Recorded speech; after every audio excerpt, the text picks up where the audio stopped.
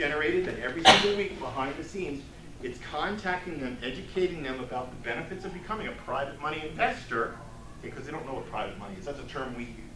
So we got to educate them about being an investor in real estate and making better returns. Okay?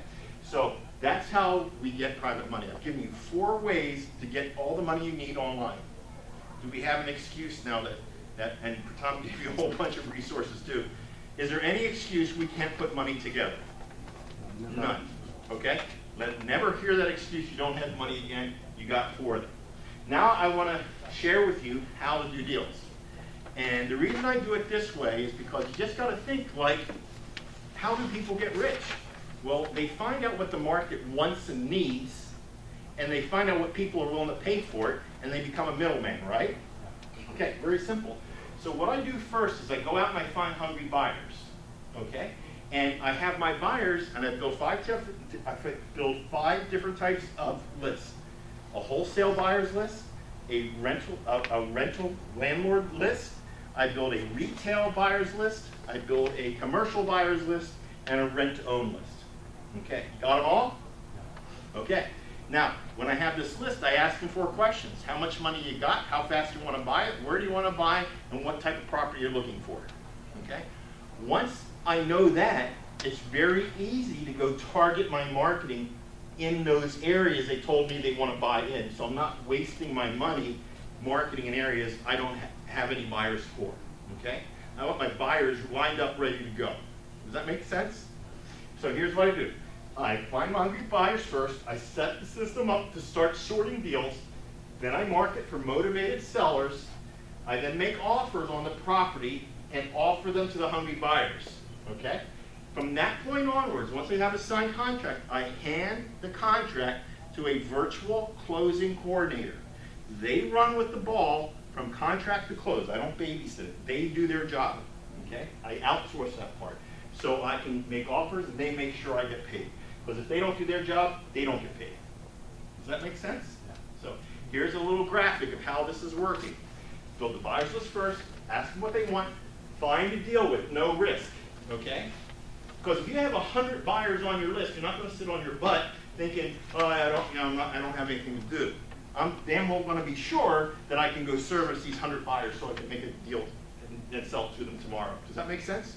So we're getting you motivated here. So we have the system sort deals, offer the deal a hungry buyer, get paid. So let's talk about how to build a buyer's list online. It's fast, effective, and targeted. 100 buyers. You can go to this site tomorrow, or even tonight if you want to. Okay? You go to listsource.com. Write it down, text it, take a picture of it, write it down. List, LISTSOURCE.com.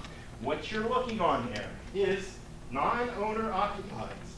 This is a list of consumers who own more than one home are more likely to refinance their investment properties when given the option as opposed to their primary residence. It's telling you these guys are active investors. Okay? They cost $1.25 each. Would you go buy 100 of them for $125 so you can start marketing to them tomorrow? Yeah. Yeah? Okay. So, let's look at landlord buyers. How many of you have heard of Section 8 program? Okay. Section 8, the government's paying an investor to provide property to the less fortunate.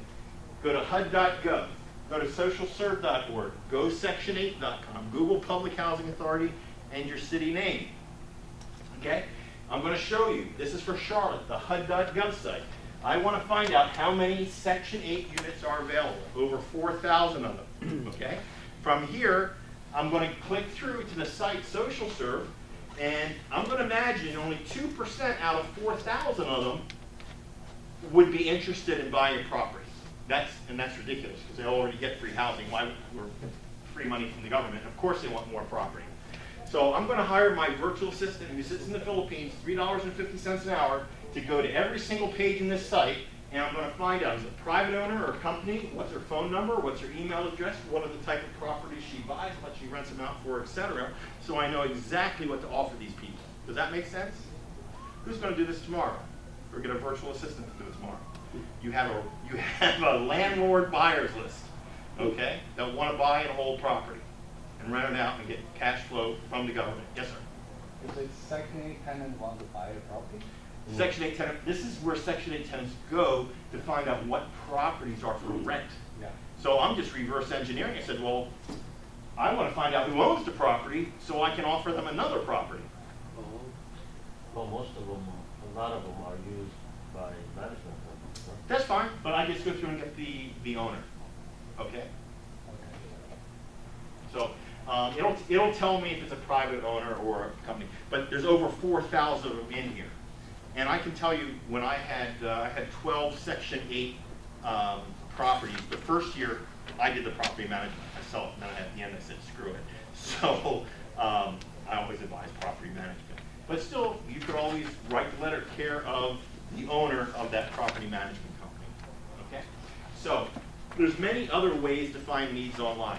Do you know you can list your house on eBay and scrape eBay for buyers and sellers without actually having a house on eBay? You can run a $19.99 classified ad on eBay that will come above all the houses for sale, that you can literally steal eBay's traffic away to your own website for $20 a month. Okay? You have online classifieds, you know, Craigslist, Real Estate, Yahoo, Julia, LinkedIn. How many people here have a Twitter account? How many people have thought of using Twitter to generate real estate leads? And I'll show you how I do it in California constantly, okay? First I'm showing you Charlotte. This was the concept, because I want you to go to twello.com, Twellow. It's like the yellow pages for Twitter. It will find users based on keywords, and then it will categorize them as active, most active, and you can monitor their email conversations and what they're doing and what their profile is, okay? So I wanted to find all the foreclosure investors in Charlotte, North Carolina, ranked most active to least active, okay? And you can see here I found 137 people. The first guy at the top of the list, name is Jason, and he's talking to John in his email, okay? And he's saying, hey, you've got seniority on me. My friend bought my first real estate, flipped 10 years ago, did everything wrong, still made a nice profit. Is that somebody you need to speak to?